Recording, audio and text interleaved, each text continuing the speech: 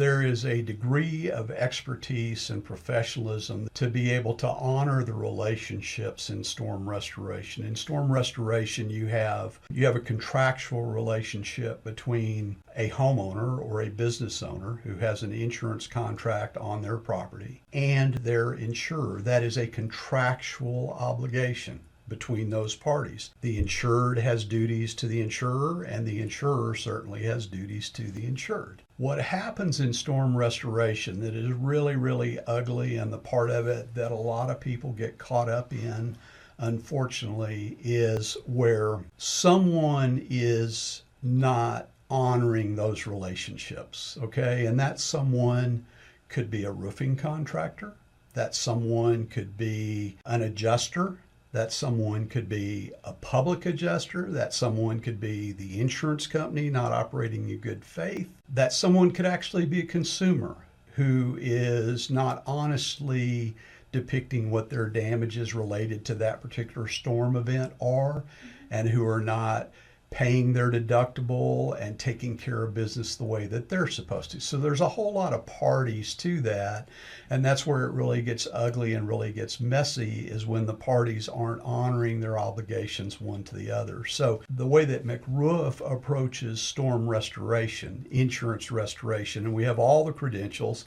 I'm a licensed public adjuster, but I don't use that in the context of my roofing business.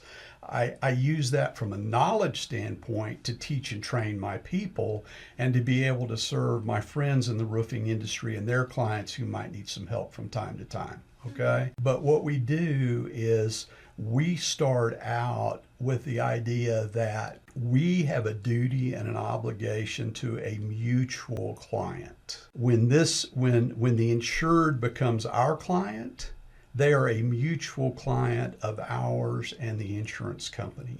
We have a duty to the insured, but we have a duty to the insurance company as well, okay? And that duty is to accurately and honestly determine what the damages related to that storm event are. Okay, those damages don't include all the deferred maintenance around the house. Those damages don't include the garage door that the teenage son ran into with the bumper of the car. Those damages don't include the fence section of the backyard that the kids have knocked over playing ball and things like that. Those damages are specifically damages that are related to the event that happened. Typically in Oklahoma, we're talking about wind, hail, water, or tornado, or some combination therein. Okay? So the first thing is that I have to build and have built the technical competency within my team to understand what storm damage is, and more importantly, probably, what storm damage is not, okay? And so when we do an inspection, which is the starting place for anyone, any relationship that we're going to enter into, the starting place is what we call a qualified inspection.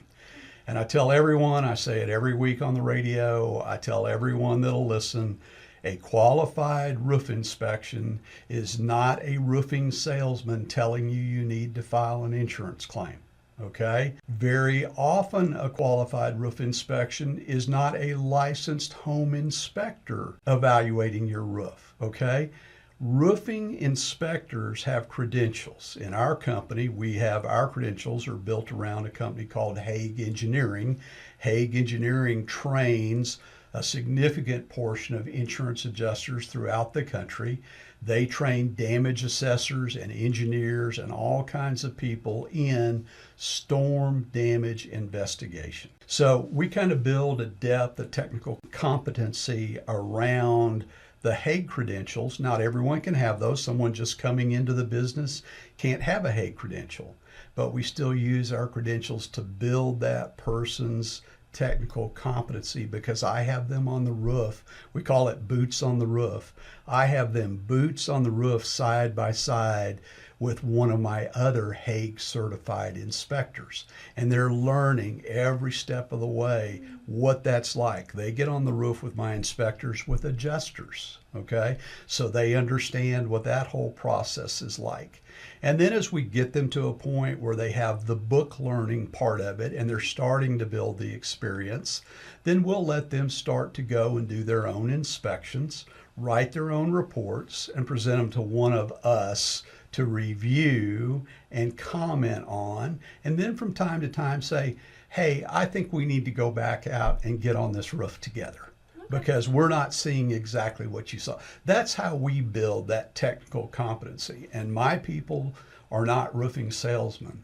My people are solution specialists. That's what their title is. They get compensated for creating solutions for homeowners, business owners. That doesn't always mean filing a claim. That doesn't always mean selling them a roof. There's a whole lot of other things that can come in the context of how we roll out storm restoration services.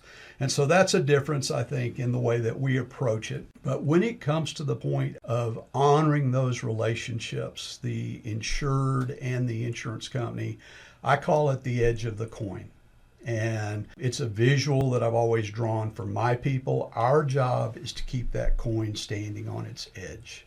And if you, saying this to any of my people, if you let that coin fall one way or the other, you have not done your job. What does that mean? It means that you have done an honest and accurate evaluation of what the damage is. You have done an honest, accurate, and up-to-date current price on what the value of that damage is. Okay, and you have not asked the insurance company when we rewrite the claim or we write the claim and send it to the insurance company, you have not asked the insurance company for one dime that they do not owe. Okay, that's the edge of the coin, and that's what does not get honored and respected in the storm restoration space. And it's the reason we have these huge pendulum swings on how claims are handled, how claims are paid.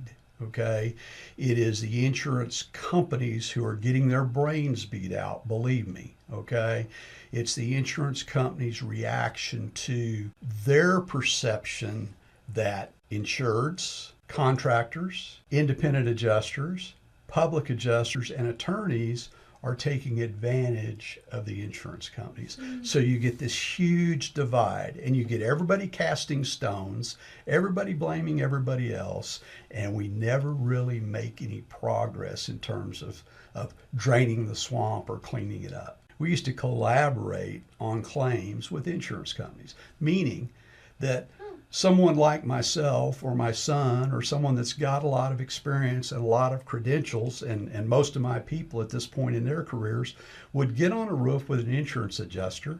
We would agree exactly what the damage is. We know how the pricing is structured because it comes from Xactimate, the industry standard for how insurance companies price their claims.